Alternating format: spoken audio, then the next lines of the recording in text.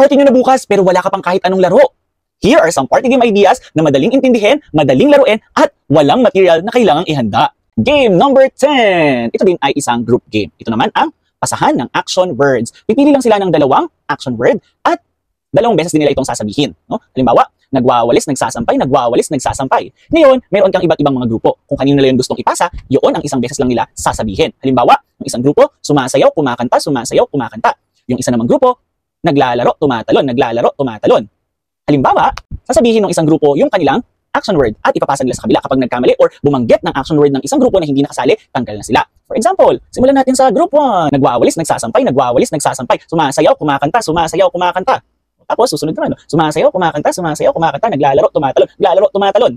Pasahan lang ng action words. Ang magkamali or tumawag ng grupo or action word na tanggal na, talo na. Please follow for more at kung meron ka ding alam na game na simple lang, madaling intindihin, walang kailangang materials, i-comment mo na yan.